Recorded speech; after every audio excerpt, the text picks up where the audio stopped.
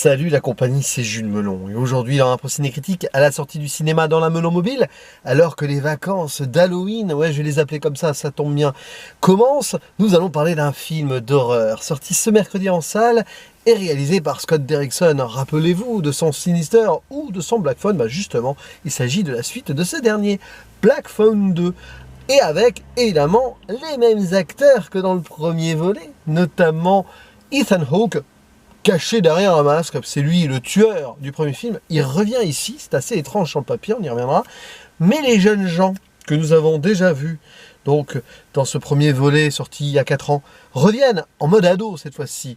Madeleine McGraw qui joue Gwen, la petite sœur, et le grand frère Mason Thames. Autant c'était lui le personnage principal des deux du premier film, là c'est plus sur la sœur que ça va se centrer. On retrouve aussi le père joué par Jeremy Davis et quelques nouveaux personnages, par exemple un chef de camp joué par Demian Bichir, sa nièce, je sais plus quoi, là, qui est interprétée par Ariana Rivas, mais nous avons aussi le retour de Miguel Mora, qui jouait Robin dans le premier film, et là, il interprète Ernesto, hein, c'est ça, qui est son frère jumeau, on sait pas, enfin bon, c'est son frère, donc ils ont pris le même acteur, c'est pratique.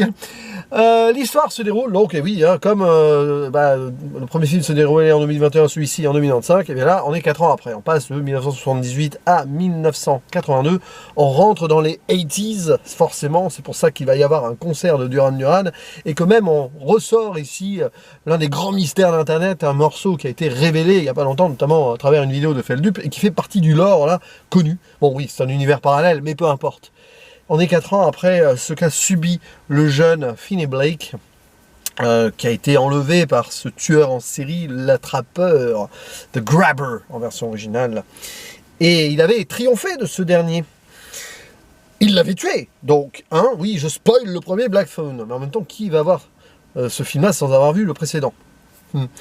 Et pourtant, il va revenir, ce faucheur, visiblement en mode spectre fantôme, et fatalement aussi hanté, alors évidemment Finney, mais aussi la petite sœur en mode, voilà, les vieux démons sont de retour.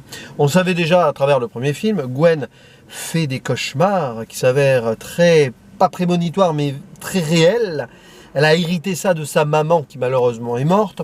Et on va revenir un petit peu aux origines de ceci, ici indirectement, puisque Gwen recommence à voir des choses. Elle va se faire elle aussi hanter par le faucheur, tandis que Finney, son frère, il va surtout décrocher ses téléphones hors service en entendant peut-être la voix de ce dernier. Bref, face à leur destin, les deux jeunes ados décident de partir dans un camp en plein hiver, dans le Colorado. Je sais plus le nom du camp, mais bon, c'est un truc en lake. Non, c'est pas Crystal Lake de Vendredi 13, et pourtant, ça pourrait. Et là-bas, ils vont affronter ces démons, ce démon, et d'autres fantômes potentiels aussi qui sont perdus quelque part dans cet enfer où ils ne peuvent pas reposer en paix. Waouh, il va s'en passer des choses là-bas, dans un huis clos, forcément, puisqu'il y a une tempête du siècle, un blizzard dehors, ils ne peuvent pas bouger.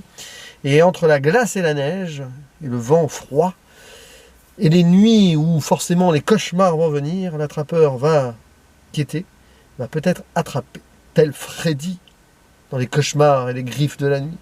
Ouais, en fait, Scott Derrickson, ici, nous a fait son Freddy versus Jason. Alors, j'exagère un petit peu, mais on a une double influence référence qui revitalise le premier film, que j'avais apprécié sans plus. Limite, je l'ai revu un peu à la hausse, donc après un revisionnage il y a quelques semaines, en préparation avec celui-ci. Et je m'étais demandé, mais comment, pourquoi faire une suite? Qu'est-ce qu'il allait en faire? Sachant que le premier volet était une adaptation donc d'une nouvelle de Joe Hill, le fils de Stephen King. J'avais même pas fait le rapprochement à l'époque quand j'ai vu le film, mais bon, peu importe. C'était le fiston. Bah là, on est vraiment dans une autre... Alors, c'est pas il n'a pas participé au scénario. C'est Scott Derrickson lui-même avec C. Robert Cargill. Mais il a presque Stephen Kingisé un peu l'ambiance, j'ai envie de dire, par rapport au premier film. Et il est allé un peu ailleurs, dans les deux sens du terme. Et c'est intéressant, parce que elle se justifie, cette suite. Et c'est la première force du film, qui n'a pas que des forces, mais bon, c'est quand même la principale ici, c'est que on arrive là à avoir quelque chose de cohérent et autres aussi dans l'univers. On est beaucoup plus dans le fantastique, alors que le premier film l'était aussi, évidemment, avec les cauchemars, les fantômes des enfants, mais il y avait quand même un côté slasher, tueur en série aussi dans l'idée. Là, on assume vraiment le côté quasi démoniaque de l'antagoniste, quasi bogeyman, si on veut. Et ça fonctionne. Du coup, le ton du film, qui parfois est un petit peu bazardé, il faut l'avouer, mais qui part dans tous les sens, voire même quelques scènes grand guignol qu'on avait vues dans la bande-annonce, mais il n'y en a pas 36 000 non plus.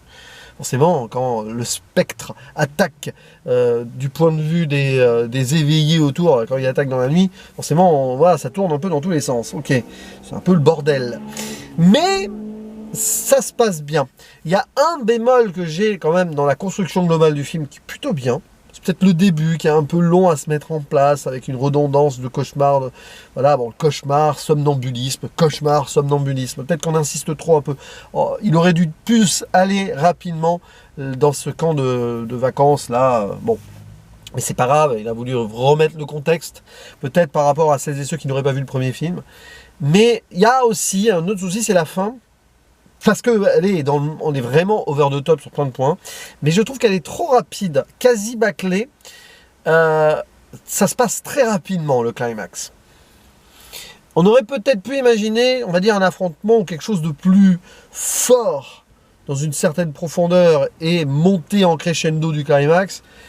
Bon, c'est peut-être voulu aussi, c'est vrai que le crescendo global, il est quand même pendant tout le film.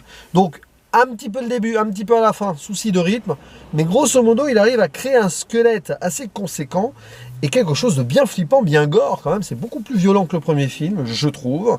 Il y a des effets visuels et organiques, un petit peu aussi mécaniques par moment, qui font leurs effets. Il y a quand même des enfants morts dans l'histoire, hein, enfin voilà, des fantômes, mais on voit quand même comment ils ont été tués.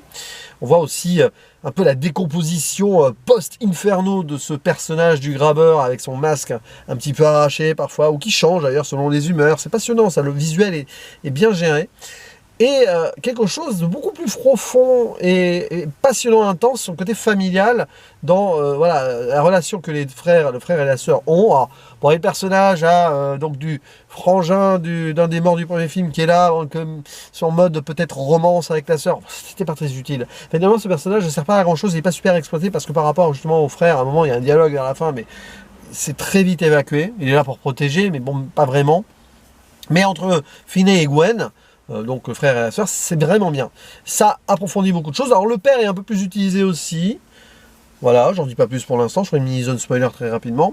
Et bien sûr, la mère revient évidemment dans, on va dire, l'histoire globale, sans en dire plus. Ça s'ouvre un petit peu sur...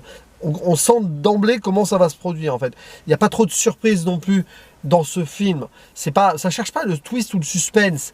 Ça joue sur l'ambiance et l'atmosphère. Et ça c'est donc dark, macabre, infernal. Cette idée de l'enfer, on le sait hein, peut-être, mais ce n'est pas que le feu, non, c'est aussi la glace.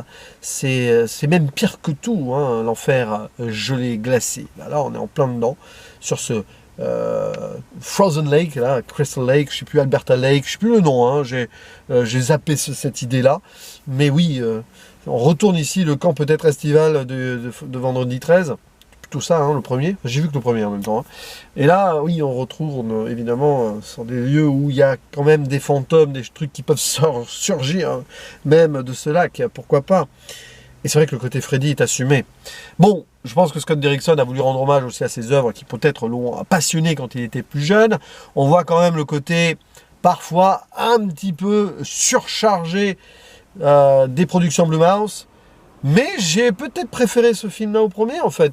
C'est bizarre, parce qu'il y a peut-être plus de défauts intrinsèquement sur le bordel ambiant, mais ça s'assume parfaitement, et je trouve que dans le ton global, ça fonctionne. Et il y a quand même quelque chose de plus profond et de plus intense sur les relations humaines, là. Même si, en fait, on va retrouver les mêmes poncifs thématico politico-sociaux que j'avais dans le premier film. Scott Derrickson est un réalisateur qui fait du cinéma à l'américaine et qui est visiblement et clairement très religieux, croyant. On n'est pas loin du prosélytisme ici, parce que enfer versus Dieu, le bien, Jésus, tout ça, oui. Et le côté violence. La violence, ça commence comme ça. Finn, il nous est présenté par sa violence parce qu'il a ses démons. Bon, voilà, il est devenu le petit caïd local. Et oui, il y a aussi de la violence vers la fin. C'est particulier quand même de voir cette exacerbation, c'est pas facile à dire, globale, comme ça, de jeunes. Alors regarde, ils ont grandi, ils sont ados. Mais bon, c'est la violence américaine aussi. Peut-être qu'il veut la critiquer tout en montrant qu'elle est nécessaire. Le mal par le mal, c'est un peu ça. Et donc le mal par le bien, Jésus et tout. Même s'il critique quand même un peu les bénis oui-oui de la religion, parce que dans ce camp qui est religieux, enfin qui est chrétien, il y a deux membres là, lambda, qui sont un petit peu coincés du derche, et on les envoie valser, y compris d'ailleurs par des gros mots, et les gros mots vont avoir une importance même dans le climax, c'est bizarre, l'irrévérence globale de cette jeunesse qui a cette violence en elle, qui doit vaincre les démons, bah, le mal par le mal, quoi, y compris vocalement, donc c'est intéressant. Donc l'ambiance, oui, souvent nocturne et neigeuse, fonctionne bien, la musique aussi, est vraiment bien, la musique de Atticus Terrikson. Est-ce que c'est un membre de la famille, est-ce que c'est le fiston, le frère, j'en sais rien, j'ai pas cherché, mais oui, le thème final est vraiment bien, voilà. Plus lumineux forcément par rapport à tout ce qui a pu se passer avant, et la photographie est bien gérée, j'aime bien, j'ai peut-être plus préféré l'univers poisseux là, mais évidemment c'est moins intimiste que le premier.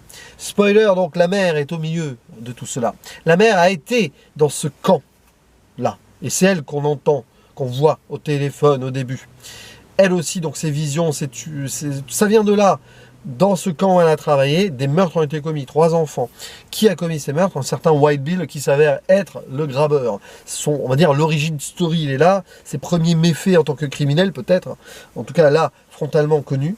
Et donc tout se retrouve là, tout est lié, la mère, les enfants, le grabeur, qui est mort, mais qui peut encore être avec beaucoup de puissance, tant qu'on n'a pas rendu, on va dire, le repos éternel à ces 3 enfants. Donc le but du jeu ici, c'est que subir, pour pouvoir trouver les 3 corps, à l'aide donc du chef de camp, Armando, faire en sorte que le grabeur n'ait plus du coup cette possibilité de faire du mal et qu'il soit anéanti. C'est ce qui se passe à la fin, donc c'est trop rapide. Alors il y a le père qui revient, pourquoi pas, c'est intéressant, cette tentative de réunion familiale, avec l'idée que la mère, donc on apprend qu'elle s'est pas suicidée en fait, hein, c'est aussi le grabeur qui l'a tué.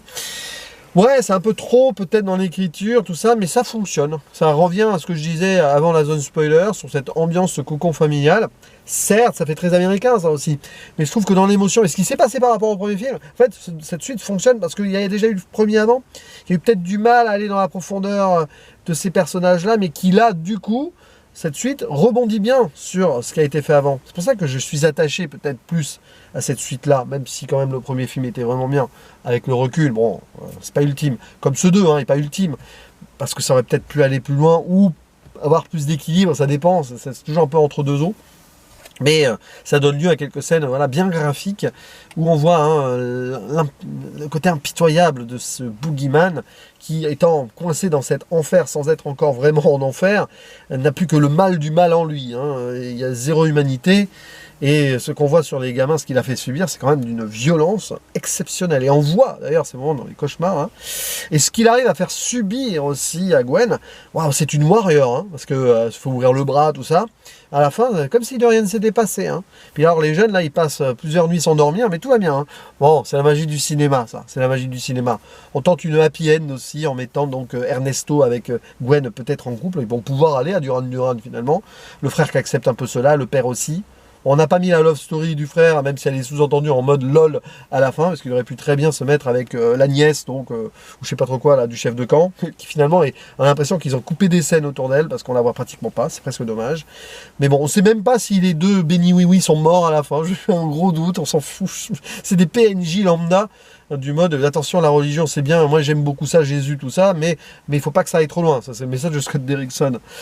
C'est un petit peu ambigu, il a une forme d'ambiguïté en lui. Donc c'est un film qui fonctionne super bien, je trouve, même si évidemment il peut y avoir plein de réserves dans tous les sens. Je ferme la zone spoiler, hein, je ne veux pas aller beaucoup plus loin là après un seul visionnage. J'ai vraiment aimé, je passais un bon moment, même s'il faut rentrer dedans, et puis à la fin tu te dis, prends ton temps, film. Tu pouvais encore développer ça sur 5-10 minutes. Parce que justement ce climax avec les bidons des cadavres là, qui remontent, machin, c'est très intéressant dans l'idée, mais c'est finalement même visuellement pas super bien exploité tout le temps, les va-et-vient, cauchemar, réalité. Enfin, sur cette dernière partie, parce que sur les scènes d'avant, il y en a qui sont vraiment bien. Mais ouais, peut-être qu'un peu bâclé sur le final. parce qu'il a voulu vraiment aller dans le frontal aussi. Mais bon, on va pas chipoter. C'est une bonne suite. Il n'y en a pas tous les jours. Et je suis un peu surpris parce que les premiers retours sont pas bons, hein. Enfin, les notes sont pas terribles. Mais je sais que quelqu'un a apprécié aussi, là je le salue, c'est notre cher Le Bûcheron du cinéma, mon camarade de la 7ème illusion. Mais finalement, il sera peut-être pas très apprécié sur un film dont le premier volet avait été plus aimé que moi, ce que j'avais aimé. Donc, mais comme ça, c'est intéressant. C'est des va-et-vient. Bon, il faudra que je revoie Sinister quand même. Peut-être que je le reverrai à la hausse. Peut-être qu'un jour, il nous fera une suite de Sinister aussi. Bon, Black Phone 3, non, non. Non, faudrait pas. Bon, je pense qu'il faut s'arrêter là. Mais en tout cas, n'hésitez pas à dire en commentaire ce que vous pensez de ce film. Je vais même pas, d'ailleurs, évoquer la toute dernière fin. Ouah, pas trop intéressant d'aller beaucoup plus loin, mais ça confirme un petit peu le côté religieux prosélytiste du bordel, un peu quand même. Mais c'est pas grave. Ça donne lieu justement à au meilleur thème musical du film, je trouve. Bref, à vous la parole. Est-ce que vous avez apprécié Black Phone 2? Est-ce que pour vous c'est une très bonne suite, un peu ratée et tout par rapport au premier, tout ça? Vous êtes libre en commentaire et c'est parfait pour ouvrir ces vacances qui vont être sous le signe de films un petit peu qui font peur, peut-être. Allez, et je vous dis donc à la prochaine. Ciao.